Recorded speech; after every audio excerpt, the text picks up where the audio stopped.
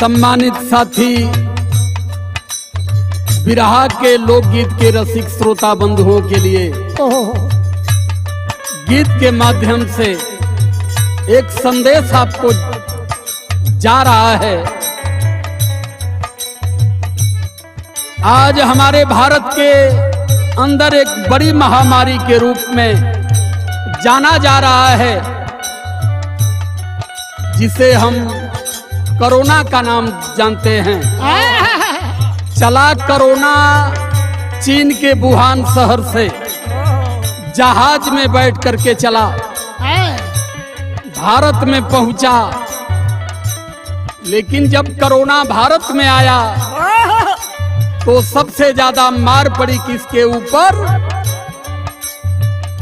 हमारे देश के 85 मूल निवासी मजदूर शोषित पीड़ितों पर। और इस देश के देवी देवताओं की स्थिति हो गई, भारत छोड़ करके विदेश रवाना हो गए।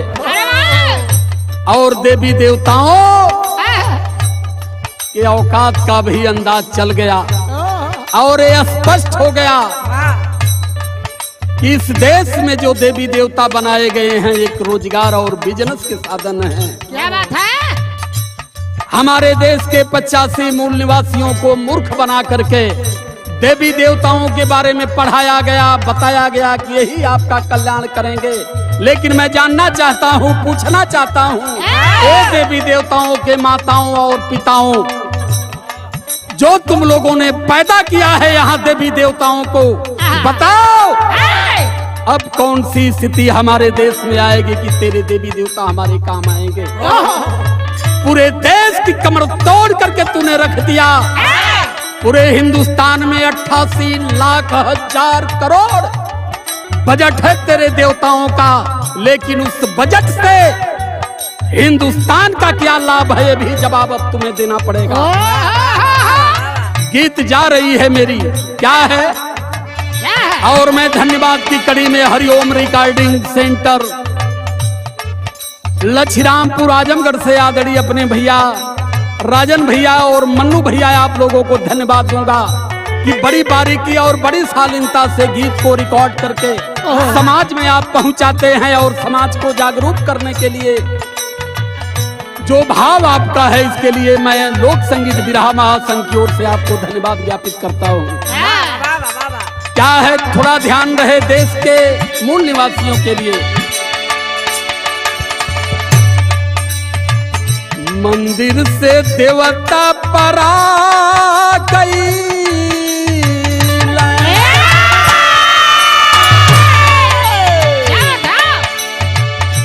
मंदिर से देवता परा गई, आइल कोरोना जहिया देश में।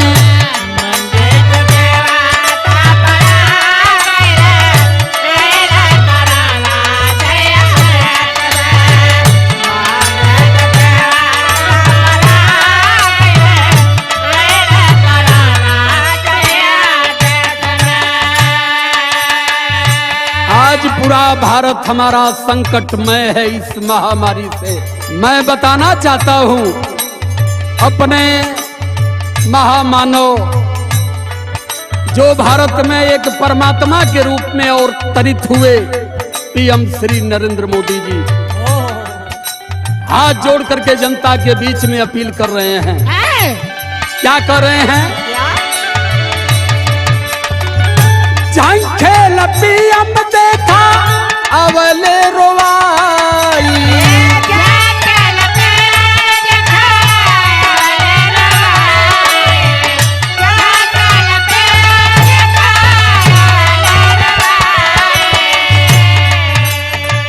कहाँ से ले आई हमका कोरोना के दवाई?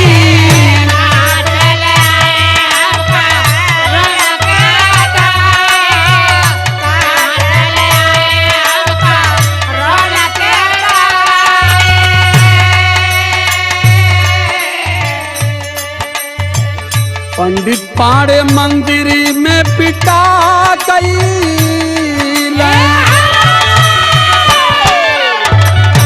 पंडित पाड़े मंदिरी में पिटा गई आइल कोरोना जहिया देश में।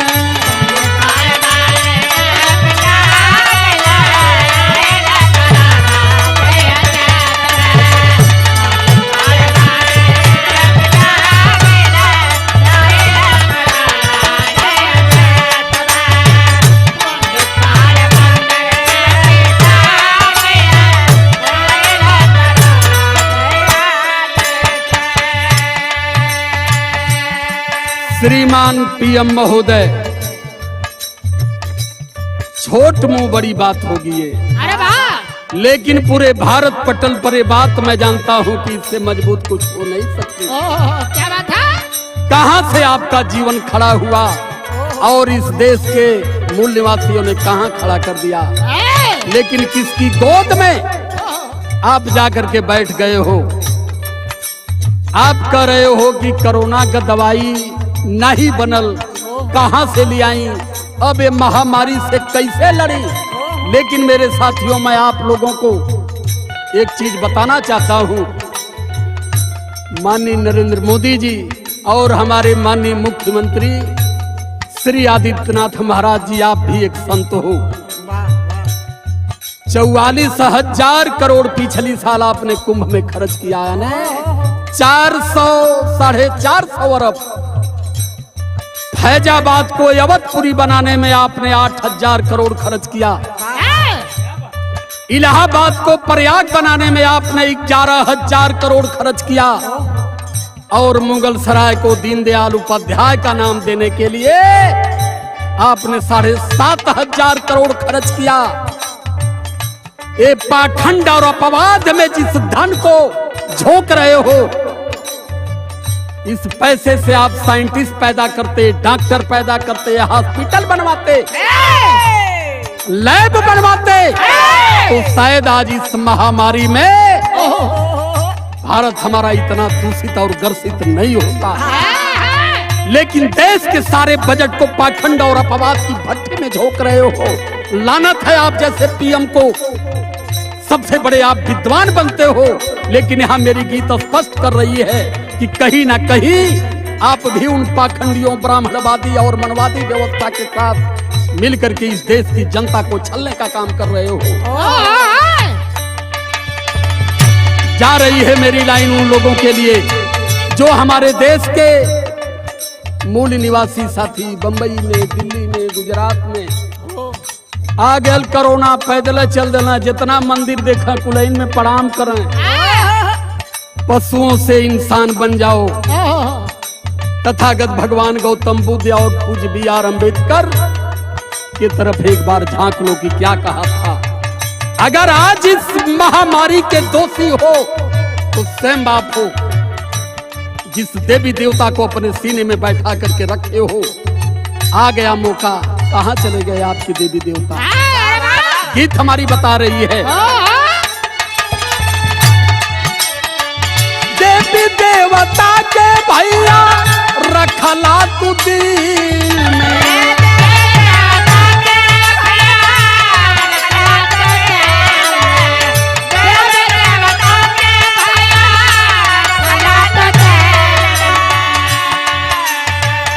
आइले कोरोना देवता हल कैले दिल में,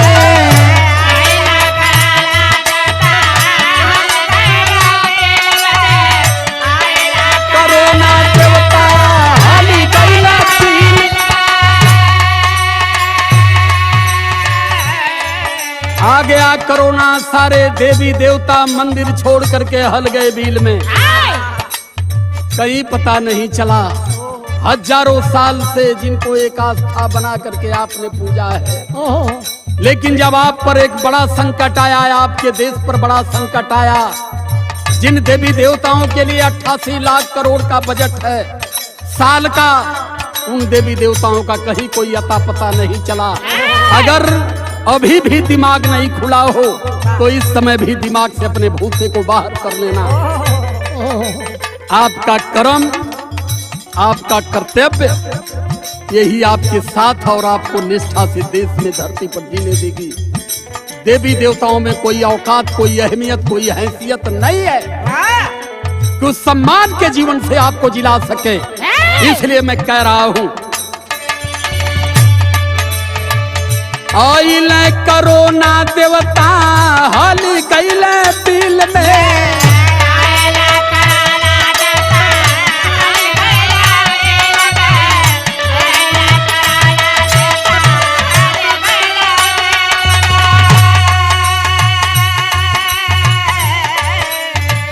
ज्ञानी भी मयाद सबके आ गई,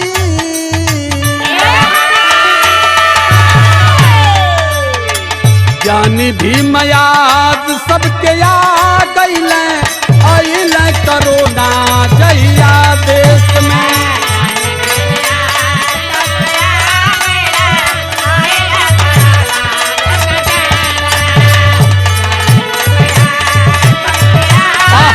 छोटू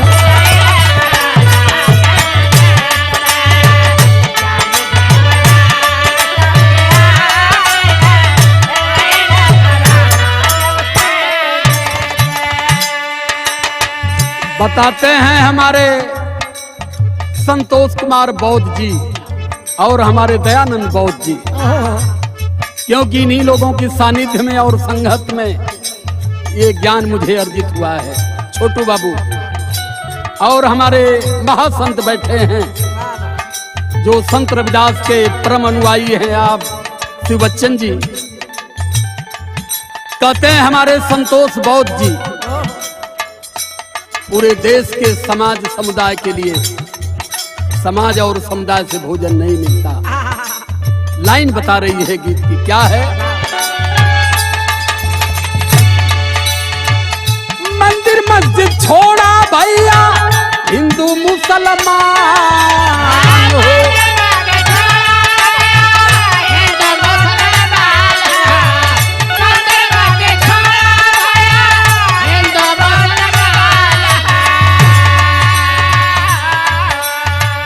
सब कुछ त्याग बना सच्चाई नसान हो,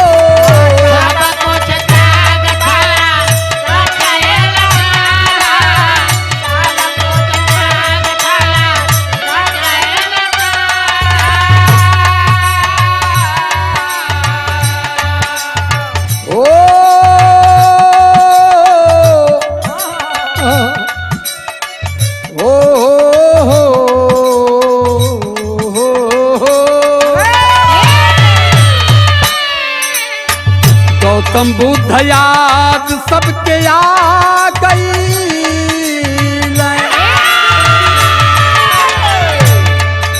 तथागत भगवान गौतम बुद्ध ने पूरे देश, पूरी दुनिया, पूरे भूभाग पटल पर बताया था कि इस देश में सबसे बड़ा कोई धर्म है तो मानवता का धर्म है, बंधुता का धर्म है, भाईचारा का धर्म है। जहाँ दया न हो, प्रेम न हो, बंधुता न हो, भाईचारा न हो, उस धर्म की कोई अस्तित्व नहीं है। धर्म नहीं बताता कि इंसान से इंसान में बैर हो, क्योंकि चाहे हिंदू हो या मुसलमान हो, सभी लोग ही रोटी खाते हैं मेरे मित्रों। तो विचारों में अंतर कहां से आ गया? इसलिए आप सभी लोगों से अपील के रूप में मेरी गीत जा रही है। क्या बात है कि इस भारत में जो पाखंड, अपवाद, ब्राह्मणवादी व्यवस्था, ये ब्राह्मणवादी लोकतंत्र है और इस ब्राह्मणवादी लोकतंत्र से आपको बचना होगा और सच्चा लोकतंत्र, डेमोक्रेसी इस देश में स्थापित करनी होगी। इस देश में 3% लोग 90% पर राज कर रहे हैं। छोटा सा उदाहरण मैं आपको दे रहा हूँ। अभी हमारे सिद्धार्थ नगर में दरोगा की भर्ती चल रही थी और हमारे माननीय मुख्यमंत्री श्री आदित्यनाथ योगी जी के इशारे पर 25 भर्ती में 15 ब्राह्मण बना दिए गए, 7 छत्री बना दिए गए और 3 शेख बना दिए गए। अहिर चमार, कहार, कुहार, डोम, धरिकार, माझी, मल्ला का कहीं कोई पता नहीं है। कहाँ सो रहे हो?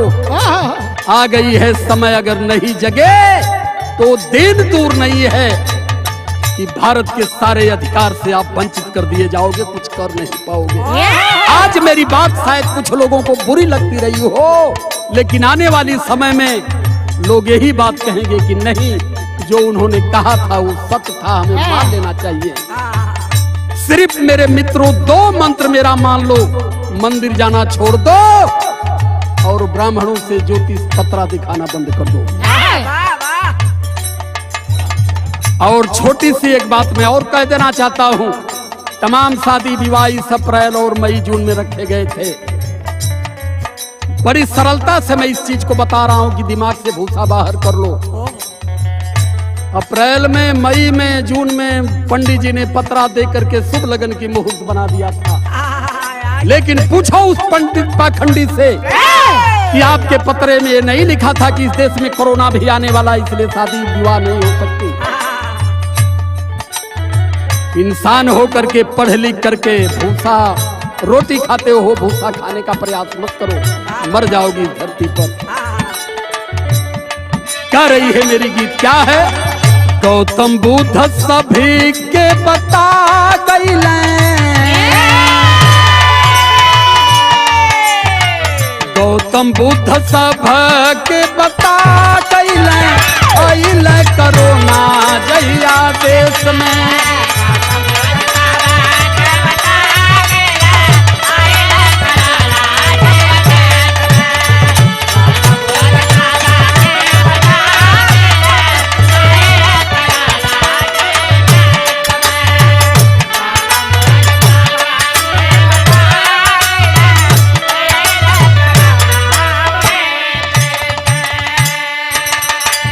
बताते हैं हमारे संतोष कुमार बौद्ध जी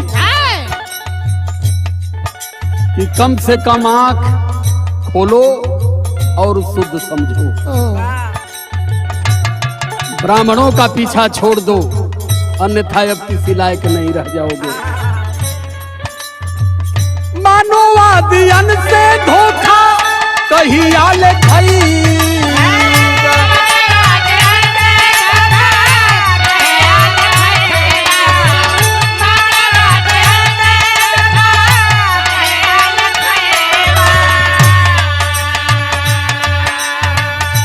मनवादी विचारधारा से दूरी बना लो मेरे मित्रों। तज दो इस मानसिक गुलामी को, जिस गुलामी को मिटाने के लिए हमारे परम पूज्य बाबा साहब पूज्य B.R. अम्बेडकर जी ने पूरा जीवन आपके सम्मान में तपाया। 4 बेटे उन्होंने कुर्बान कर दिया, लेकिन आज इन्हीं मनवादियों से लड़ने में बाबा साहब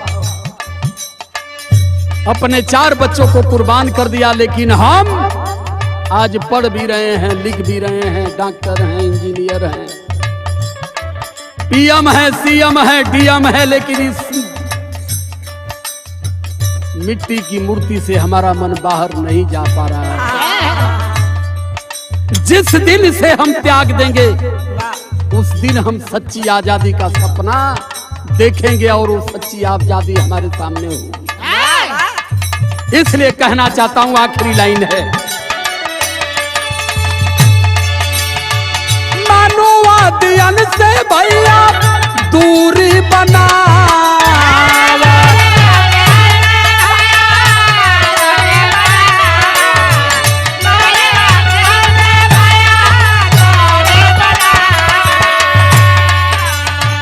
सबसे बड़ा ग्रंथ संविधान के बचावा,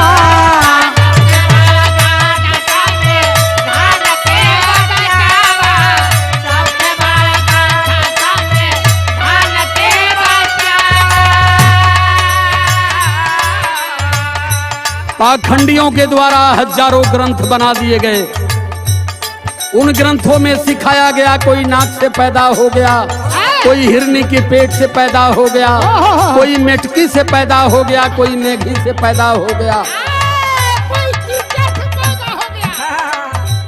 जब तक हम उसे मानते रहे, हम शिक्षा से दूर खड़े थे, ज्ञान से दूर खड़े थे, नौकरी से दूर खड़े थे, सम्मान से हमारी लंबी दूरी थी। लेकिन जब हमारे परमपिता पूज्य B.R. अम्बेडकर ने एक शानदार ग्रंथ कॉन्स्टिट्यूशन के रूप में भारत में दिया, और जब हमने उस ग्रंथ का अध्ययन किया तो हम DM, PM, CM, doctor, engineer बनने लगे। कौन सी चीज मानते हो? मेरे पढ़े लिखे साथी, मैं बड़ी शालीनता और तहजीब से इस बात को कहना चाहता हूं कि मैं किसी भी व्यक्ति के लिए और किसी की आत्मा पर ठेस मारने के लिए नहीं, लेकिन मन नहीं मान रहा है। जो सत्य है आज अपने लोगों को बीच में कहना है। मानोगे भाई ठीक है, नहीं मानोगे तो आपकी मर्जी है। मेरा जो काम था मैं तो अपने जीवन को समर्पित कर दिया तथागत और बाबा साहब पूज्य BR की अम्बेडकर की चरणों में। अब जो जीवन चलेगा उनके मिशन और उनके सम्मान, उनके आदेश और उनके विचारों को इस धरती पर प्रस्तुत करने के लिए। क्या बात। आखिरी लाइन है, सबसे बड़ा ग्रंथ संविधान के बचावा,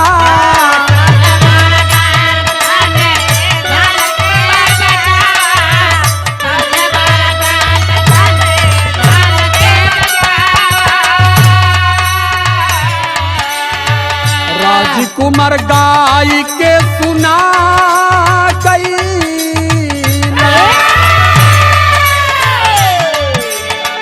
राजकुमार गा के सुना गई, देवता पर आ गई घर से।